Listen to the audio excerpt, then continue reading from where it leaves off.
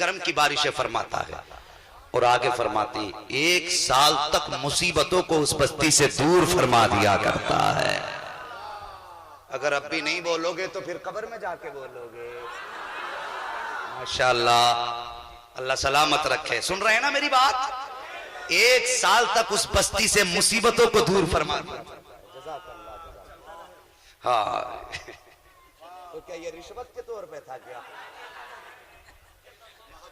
محبت کے طور پہ تھا. مگر میں خوش تب ہوتا جب کہتے پہلے دیتے بعد. آپ نے دے کے کہا ہے. مگر اپنا تو اصول یہ ہے کہ تیرا کھائیں تیرے غلاموں سے الجھیں. ہے منکر عجب کھانے غرانے والے. جن کی یہ فطرت ہوتی ہے ان سے تو اپنا صاف اعلان ہے تجھ سے اور جنت سے کیا مطلب. وہاں بھی دور ہو ہم رسول اللہ کے جنت. جن کا عقیدہ ہے جنت رسول اللہ کی وہی بولیں. جن کا عقیدہ یہ ہے کہ جنت رسول کی نہیں وہ قطعی نہ بولیں. اور دیکھو میں کہتا ہوں جیب میں ہاتھ رکھو. جو نہیں اٹھا رہے ہیں تو ان سے گزارش ہے جو ان کی کروٹ میں بیٹھ کے اٹھا رہے ہیں وہ بھی نہ اٹھائیں. ان کو دیکھیں کہ وہ ہاتھ لے کے کدھر جا رہے ہیں.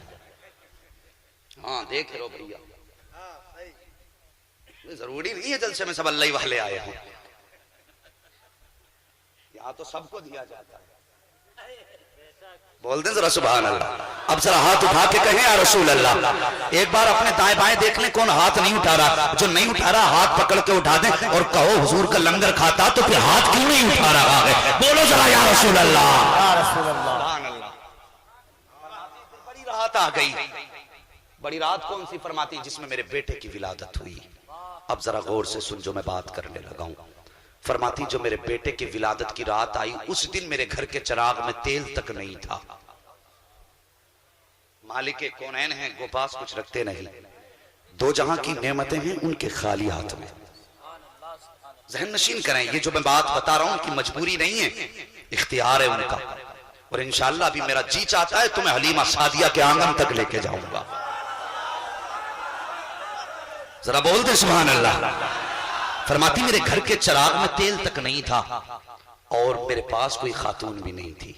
فرماتی آج مجھے عبداللہ کی بڑی یاد آ رہی تھی. میرے دل میں خیال تھا کاش عبداللہ ہوتے میرے گھر میں چراغ کا انتظام ہوتا. آج عبداللہ ہوتے میں اکیلی نہ ہوتی میرے گھر میں 2-4 خاندان کی عورتیں ہوتی. فرماتی اتنے خیال کا آنا تھا اچانک فشق الجدار میرے گھر کی دیوار پھٹ جاتی ہے. فدخل 3 النسوہ میرے گھر کے اندر 3 عورتیں داخل ہو جاتی ہیں. ان کے قد کھجوروں کے برابر لمبے تھے. چہرے چاند سے زیادہ حسین تھے. میں نے خاتونوں کو آتے دیکھا. فرماتی پہلے میں گھبرا گئی. میں نے کہا عورتوں تم کون ہو؟ ان میں کی ایک عورت کہنے لگی آمینہ نہیں پہچانا میں آدم کی بیوی حوا ہوں. دوسری کہنے لگی میں عیسیٰ کی ماں مریم ہوں. تیسری کہنے لگی کہ میں آسیہ ہوں. ایک روایت کے مطابق تیسری عورت کے نام حضرت اسماعیل کی امی ہاجرہ کا نام آیا کرتا ہے. اللہ اکبر. فرماتی یہ عورتیں آئی ہیں. آپ فرماتی ہیں بتاؤ کس لیے آئی ہو؟ کہا آمینہ تجھے مبارکباد دینے کے لیے آئے ہیں. کہا کس بات کی مبارکباد؟ کہا تیری گود میں جو بیٹا آ رہا ہے وہ کوئی عام بیٹا نہیں بلکہ نبیوں کا امام آ رہا ہے. نبیوں کا امام آ رہا ہے. فرماتی یہ 3 عورتیں تو چلی گئی. اچانک میں نے دیکھا میرے گھر میں اجالا ہو گیا. ہر طرف نور ہی نور تھا. میں نے دیکھا میرے سرہانے ایک نور والے چہرے والی خاتون کھڑی ہے. اس کے ہاتھ میں دودھ کا پیالہ تھا. میں نے اس کا چہرہ دیکھ کے کہا خاتون تو کون ہے؟ اس نے کہا آمینہ میں جنتی حوروں کی سردار ہوں. کہا کس لیے آئی ہو؟ کہا تیری دایا بن کر کے آئی ہوں. مجھے خدا نے تیری خدمت کے لیے بھیجا ہے. اللہ اکبر. فرماتی ہے پھر میں نے وہ دودھ کا پیالہ پیا ہے. ادھر سیدہ آمینہ نے دودھ کا پیالہ پیا. یہ تو زمین کا منظر ہے. اب آسمان کا منظر دیکھئے. رب فرماتا ہے جبریل جی رب جلیل کا جنت کو سجایا جائے. میرے مالک جنت کہتے ہی سجی جگہ کو ہے. کہا آج میرا محبوب آ رہا ہے. اس جنت کو بھی حسن دے دیا جائے. دوبارہ جنت سجائی جا رہی ہے. پوری جنت سجا دی گئی. اس کے بعد حکم ہوا ممبر لگایا جائے. اب ممبر بھی لگایا گیا ہے. رب فرماتا ہے میکائیل سے کہہ دو کہ اب وہ ممبر پہ کھڑے ہو کر ہماری وحدانیت کا خطبہ پڑھیں. حضرت میکائیل نے خطبہ شروع کیا ہے، اس شان سے خطبہ پڑھا ہے کہ جنت کا ایک ایک درخت جھوم رہا ہے، ایک ایک فرشتہ جھوم رہا ہے، ایک ایک حور مستانہ بار جھوم رہی ہے۔ جب خطبہ مکمل ہوا ہے رب فرماتا ہے جبریل جی رب جلیل، کم میکائیل اسرافیل عزرائیل چاروں فرشتوں کو لے لو اور ان کے ساتھ ایک ایک لاکھ فرشتے لے لو۔ مالک پھر کیا کرنا ہے؟ کہ سیدھے آمینہ کے آنگن میں چلے جاؤ، میرا محبوب آنے والا ہے۔ اللہ اکبر! کہاں ہے وہ لوگ جو جلوس پہ پابندی لگاتے ہیں؟ کہاں ہے وہ بدبخت جو کہتے ہیں یہ لائٹنگ حرام ہے، یہ روشنی حرام ہے؟ مجھے بتا تو صحیح فتویٰ کس پہ لگائے گا؟ رب نے فرمایا تھا ایک ایک لاکھ فرشتے ساتھ لے لو، اور اس کے بعد جب جبریل نے فرشتے ساتھ لیے ہیں کہتے پروردگار عالم بتا تو صحیح آج چپ چاپ جانا ہے یا بولتے ہوئے جانا ہے، اکیلے اکیلے جانا ہے یا جماعت در جماعت جانا ہے؟ تب مشیت نے کہا تھا جبریل آج سے پہلے جب بھی جاتے رہے ہو اکیلے گئے ہو، آج اکیلے نہیں جانا ہے بلکہ جماعت در جماعت جانا ہے۔ اس کا ترجمہ یہ تھا کہ جلوس لے کر کے جانا ہے، اکیلے نہیں جانا ہے، جلوس کی شکل میں جانا ہے۔ کہ یا اللہ چپ جانا ہے یا کچھ کہتے ہوئے جانا ہے؟ کہ جبریل آج وحی لے کر کے نہیں جا رہے ہو، آج پیغام لے کر کے نہیں جا رہے ہو، آج چپ نہیں جانا ہے بلکہ بولتے ہوئے جانا ہے۔ یا اللہ کیا کہنا ہے؟ کہ محبوب آ رہا ہے، اس کی آمد کی مبارکباد دیتے ہوئے جانا ہے۔ اہلاً و سہلاً مرحبا، اہلاً و سہلاً مرحبا، جس کا ترجمہ آج ہندوستان میں کیا جاتا ہے اور کہا جاتا ہے سرکار کی آمد مرحبا، آقا کی آمد مرحبا، مکی کی آمد مرحبا، مدنی کی آمد مرحبا۔ یہ ہمارا نعرہ نہیں بلکہ جبریل کا نعرہ ہے۔ اب جو جنتی ہوگا وہ اس نعرے میں شریک ہوگا، جو اس نعرے سے اختلاف کرے گا نہ وہ جبریل کا ہے نہ وہ سید المرسلین کا ہے۔ سرکار کی آمد، دلدار کی آمد، مختار کی آمد، سرور کی آمد، رہبر کی آمد، دلبر کی آمد، اول کی آمد، آخر کی آمد، ظاہر کی آمد، باطن کی آمد، مکی کی آمد، مدنی کی آمد، سرکار کی آمد، دلدار کی آمد، مختار کی آمد، سرور کی آمد، رہبر کی آمد، دلبر کی آمد، مکی کی آمد، مدنی کی آمد، نعرہ رسول اللہ، لبیک یا رسول اللہ، لبیک یا رسول اللہ، لبیک یا رسول اللہ، لبیک یا رسول اللہ، لبیک یا رسول اللہ، لبیک یا رسول اللہ، لبیک یا رسول اللہ، لبیک یا رسول اللہ۔ جیو سلامت رہو بھائی دلبر صاحب، اللہ سلامت رکھے، ہر عاشق کی نسلیں آباد ہوں۔ اللہ اکبر، ذرا غور سے سنیں۔ اللہ اکبر، فرمایا مبارکباد دیتے ہوئے جانا ہے۔ جبریل نے سب سے پہلے کہا تھا اہلاً و سہلاً مرحبا۔ آج سنی کہہ دے تو پیٹ میں درد ہو جاتا ہے، لگا کون سا فتویٰ لگائے گا جبریل پہ۔ اور مزے کی بات بتا دوں، انہی آنے والوں میں اسرائیل بھی تھے۔ سارے لوگ انشاءاللہ سب کی ملاقات ہوگی ان سے۔ ملک الموت ساتھ تھے جبریل کے، تو ظاہر ہے جب ساتھ تھے تو نعرہ لگانے میں یہ بھی ہوں گے، اور روح نکالنے کا کام ان کا ہی ہے۔ ہمارا ایمان کہتا ہے جب سنی کے پاس جاتے ہوں گے مسکرا کے کہتے ہوں گے اپنا ہی ہے، میلاد والا ہے، آمد والا ہے، اور پھر مسکرا کے آہستہ سے روح نکال لیتے ہوں گے۔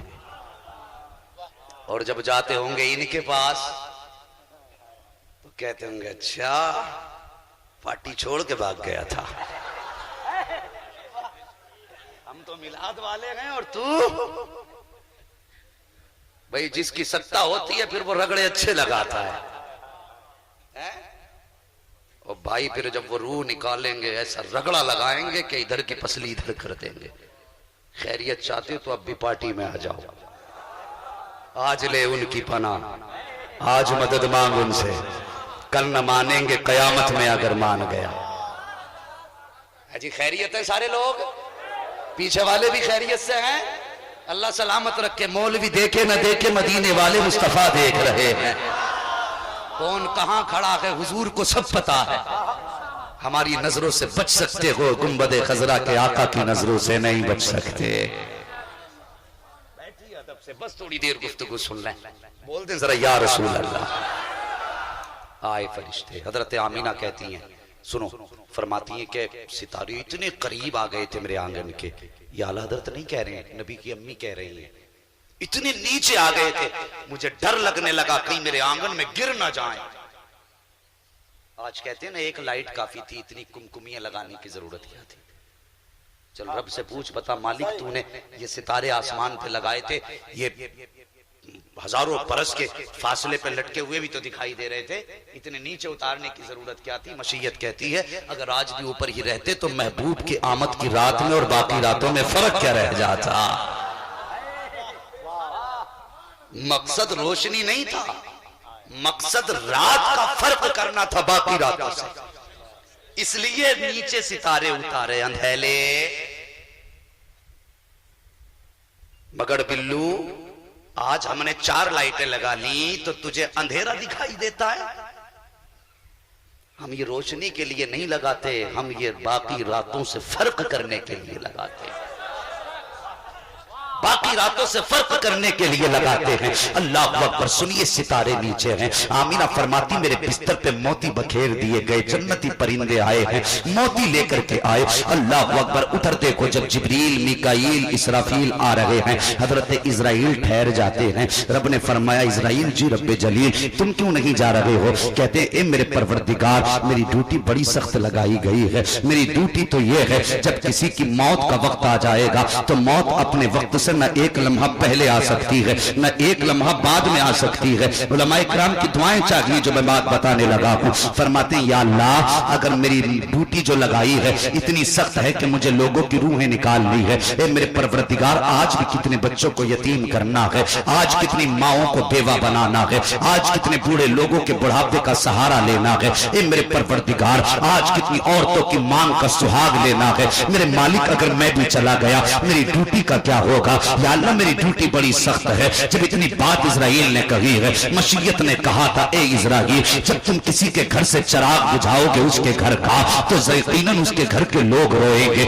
اگر کسی ماں کا لال لے کر کے آؤ گے تو ماں کی آنکھ میں آنسو آئیں گے. جب کسی بوڑھے کی بڑھاپے کی لاٹھی لاؤ گے تو بوڑھا بھی روئے گا. اے ملک الموت آج ہمارے محبوب کی آمد ہونے والی ہے. ہم یہ چاہتے ہیں کہ محبوب کی آمد کی خوشی میں کسی گھر سے بھی رونے کی آواز نہیں آنی چاہیے، کسی آنکھ سے آنسو نہیں بہنا چاہیے. اس لیے ہم یہ چاہتے ہیں اے ملک الموت آج محبوب کی آمد کی خوشی میں ہم نے مرنے والوں کو زندگی کی خیرات دے دی ہے اور ہم نے آج تیری بھی چھٹی فرما دی ہے.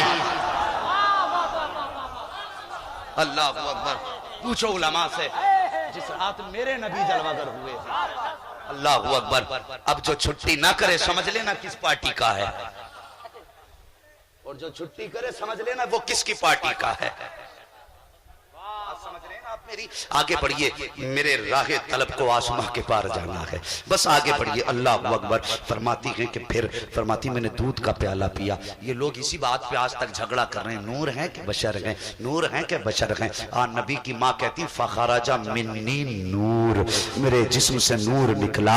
امام احمد رضا نے نور کہا تو پیٹ میں درد ہو گیا. نبی کی امی نے ان سے پہلے نور کہا ہے، کہتی فخرج منی نور، میرے جسم سے نور نکلا. اللہ اکبر. فرماتی میرے بیٹے کی ولادت ہو گئی. فرماتی لما وضعتہ، فرماتی جب میرا بیٹا پیدا ہو گیا آ حضور کی شان دیکھ، اب ولادت دیکھ میرے حضور کی. فرماتی جب میرے بیٹے کی ولادت ہوئی ہر ماں کی خواہش ہوتی ہے کہ اپنے بچے کا چہرہ دیکھوں، اس کی آنکھ کیسی ہے، اس کی ناک کیسی ہے، اس کے لب و رخسار کیسے ہیں، میں اپنے بچے کو دیکھ کے اپنا کلیجہ ٹھنڈا کروں. فرماتی جب میرا بیٹا پیدا ہوا میرے دل میں بھی خیال آیا آمینہ سب سے پہلے اپنے بیٹے کو دیکھ کیسا ہے. آؤ سنیو مقدر پہ ناز لحاظ کرو. خدا نے تمہیں اور مجھے بریلوی بنایا ہے, مصطفیٰ کی ولادت کا جشن منانے والا بنایا ہے. غور کرو, نبی کی امی فرماتی ہیں لما وضعتہ کان مکحولا, فرماتی ہیں جب پہلی نظر بیٹے کے چہرے پہ پڑی ہے کیا دیکھتی ہوں, میرے لال کی آنکھوں میں سرما لگا ہوا ہے, مکحولا آنکھ میں سرما لگا ہوا ہے,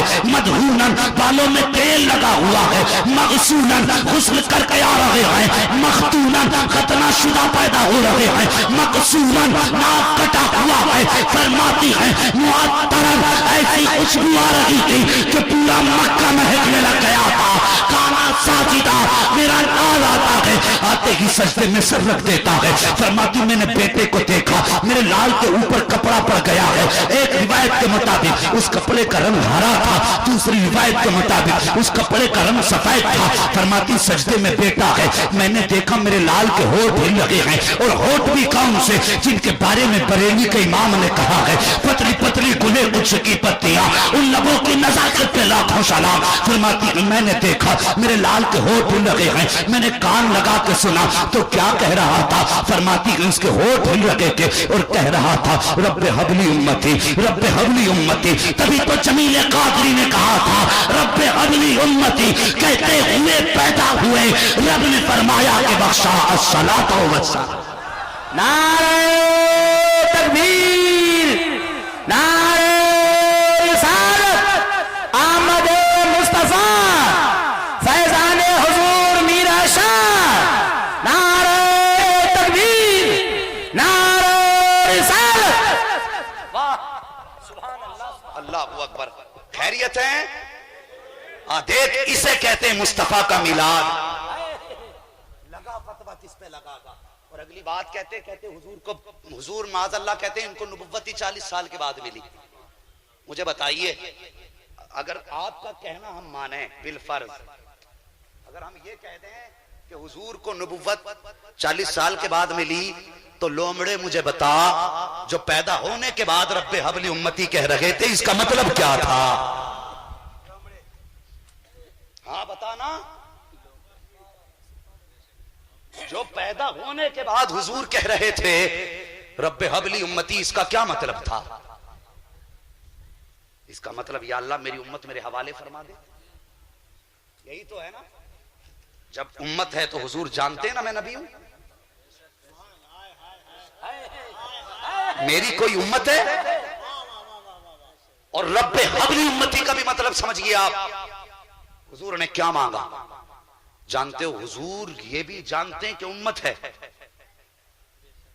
اور اس سے بھی بڑی بات حضور جانتے تھے امت ہوگی, وہ جیے گی, اچھے برے عمل کرے گی, انتقال ہوگا, پھر اٹھے گی, پھر میدان قیامت میں لائی جائے گی. یہ کب جانتے ہیں؟ جب پیدا ہوئے. سنیے جو کہتے علم غیب نہیں ہے حضور کو, یہ کب کی بات ہے؟ بھی پیدا ہوئے اور یہ جانتے میری امت ہوگی.